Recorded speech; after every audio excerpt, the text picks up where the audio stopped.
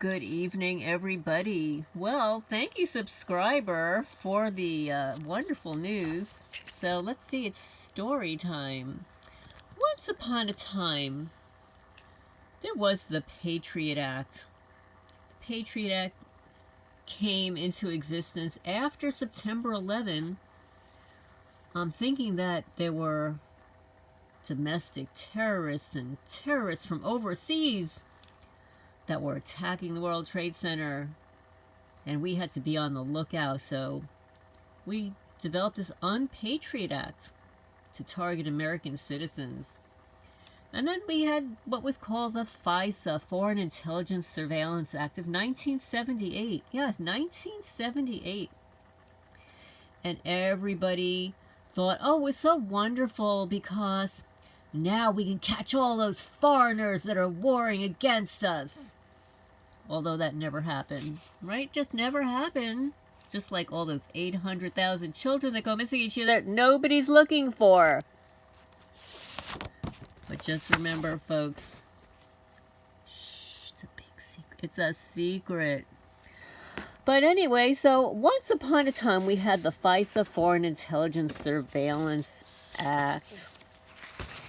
And then the FISA court used it against political opponents without evidence. And it was a Fourth Amendment probable cause, the violations. And let's turn the page, my little storybook here. And the Fourth Amendment Restoration Act bill was introduced by Senator Rand Paul June 7, 2013. So without a warrant or based with probable cause, you would not be able to surveil and search somebody's house. And then there was the bill to repeal the Unpatriot Act and FISA. And that was supposed to go into effect the end of last year. And nothing happened. The FISA bill continued, and all the perps were cheering and roaring because they continued to be paid off the books for their torture of innocent people. But then, on April 10, 2024, a couple of days after the eclipse, Trump-led effort kills, unalived, the FISA reauthorization in the House, despite a push from Speaker Johnson, the 9/11 families. Yes, it was updated today, 4:39 p.m. Eastern Time. The House voted down a bill reauthorizing the federal government's foreign surveillance capabilities Wednesday after former President Donald Trump demanded lawmakers kill it. And despite support for the proposal from the House Speaker Mike Johnson, a majority of Republicans and family members of the Americans unalived on September 11, 2001 terror attacks, the House voted 228 to 193 against advancing the rule to renew Section 702 of the Foreign Intelligence Surveillance Act, FISA, before it expires on April 19, which is just a few days away. We're enacting sweeping changes, 50 reforms, 56 to be exact, to the program that will stop the abuse of politicized FBI queries and prevent another Russia hoax debacle, among many other important reforms. Johnson, Republican of Louisiana, told reporters ahead of the vote earlier Wednesday, "No more Steele dossier. No more of the intelligence community relying on fake news reports to order a FISA order. No more collusion," he added. "It's critical we address these abuses because we don't want to be able to lose Section 702 or FISA. It is a critically important piece of our intelligence and law enforcement of this country." Cough, cough. Because it allows us to continue unaliving Hamas terrorists. You have to stop the terrorists before they unalive Americans, he went on. It allows us to track shipments of the illicit chemicals used to make fentanyl. Yeah, you're doing a great job. Great job blocking it from entering the country. Good job.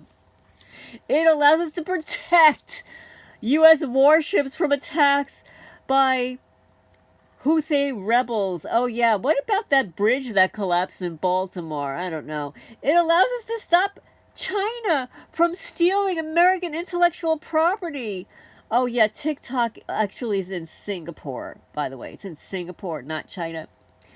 American intellectual property, and it prevents ransomware attacks against American companies.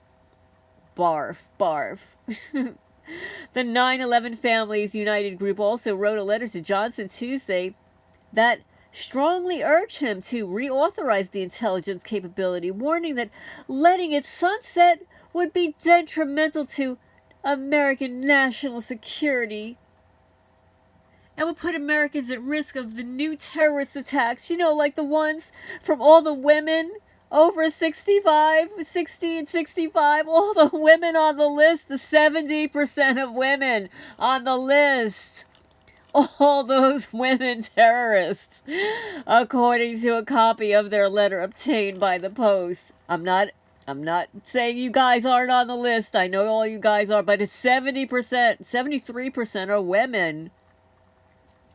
We understand that the intelligence community uses these provisions on a constant basis to protect Americans from murderous attacks like those on September 11, as well as new threats that have emerged over the past 22 years. Yeah, like all those in the targeting community, all you little threats out there. Yeah, all you 20-year-olds, all you 30-year-olds, all you 50 and 60. What about the 70 and 80-year-olds?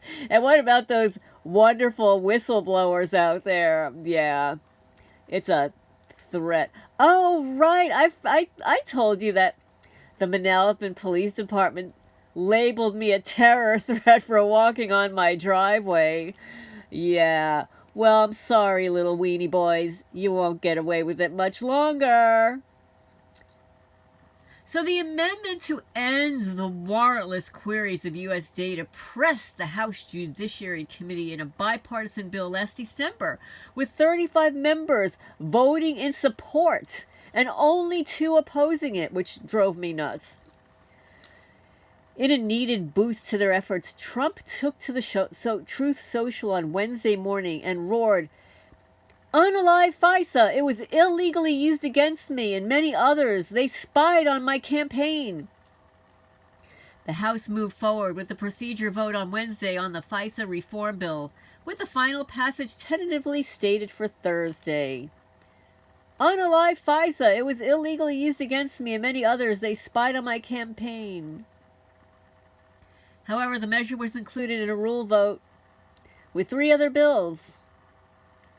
And that's what they did back in December. They really screwed it up because they were including all these other bills, which is without clouding the process. Now the Senate may have to take up its own FISA reauthorization without changes to the current law, or else Section 702 authorities will expire. Congress has an obligation to the American people to ensure our Fourth American rights are protected. That's right. And Republican Warren Davidson of Ohio, who tangled with Johnson earlier this week over the bill, told the Post, "We can fix 702 of FISA by adding warrant requirements and closing the data broker loophole." He also said, referring to credit card payments, internet search histories, and online messages collected by websites, cell phone service providers, and social media companies, the American people are demanding the end of warrantless surveillance. So how about that, boys and girls? I hope this is making your day. I mean, anything can happen because, the criminals on the other side, they want it. But this is pretty good. We're heading in the right direction here, but it is Mercury retrograde, so things could change here. So anyway, the constitutional liberties of Americans have to come first. House Freedom Caucus Chairman Bob Good, a Republican in Virginia, told reporters after the Wednesday vote, "You can't surveil U.S. citizens without a warrant," he added. "The prevention of the federal government being able to buy data they would otherwise need to have a warrant for should have been in the base text of the bill." And we all know that the warrants that they have on targeted people are fake warrants from those corrupt judges that write the fake warrants under the fake FISA and the fake searches with the fake corrupt judges. But now that the bill has been voted down, they're going to have to think twice about their phony little warrants, won't they? The Speaker of the House put his finger on the scale against the amendment, said Republican Chip Roy of Texas, who voted the bill out of committee Tuesday, but tanked it on the floor due to its enhancement of federal spying powers. They literally had to exempt senior homes and coffee shops because they know it's expanding the federal government's surveillance capabilities, added Roy, who, along with Good, called for Johnson to put the Judiciary Committee bill on the floor for a vote immediately. The Speaker can choose a different path, Roy said, while qualifying that, quote, a clean extension, unquote, of FISA authorities was arguably preferable to an expansion. Far-right Marjorie Taylor Greene of Georgia also threatened Johnson ahead of the vote, saying his handling of the FISA process and funding Ukraine would tell our entire conference how to handle the motion to vacate that she lodged against him last month, but is yet to call up for a vote. So anyway, rather than go on and on with this politics, because I cannot stand politics, folks. It bores me. I don't like it.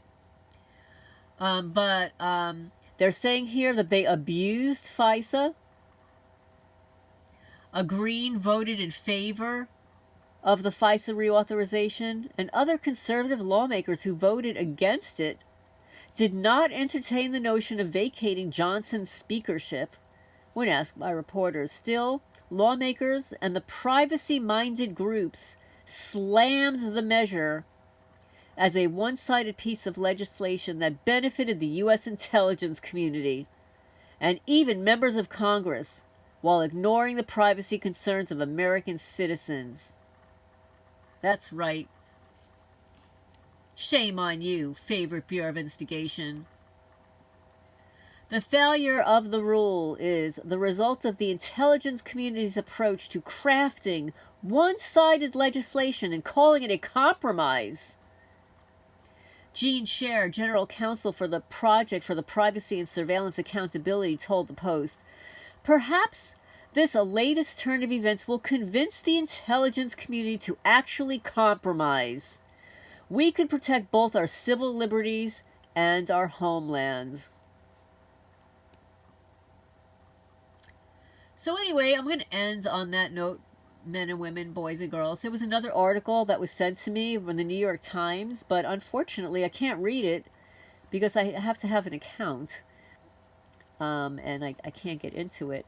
But let's see if we've got any other good news here from other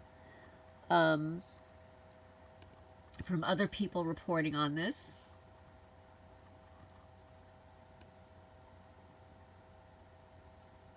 And my screen is not moving here because my computer is going down the tubes here. But anyway, what are your thoughts on this? Do you think it's going to last? Do you think this vote down is going to last? How is this going to impact the fusion centers, and all the people that rely on those illegal searches to surveil people. Leave your questions and comments down below. I hope you enjoyed FISA story time and the Intelligence Surveillance Act of 1978. We really want to abolish it. Since they haven't prevented any of those mass shooters, right? They haven't found any of those 800,000 children that go missing each year. China is not warring against us. And we all know what happened on 9/11. You know, it wasn't some foreign people. And, you know, what can I say? We all know as targeted people, we are the terrorist threats. We are threats. We're threats to exposing what they're doing to us. And basically what it is I'm not allowed to say it on TheTube, but it's people in the traffic signs. You know what I mean? At the traffic stop, waiting for the light to turn.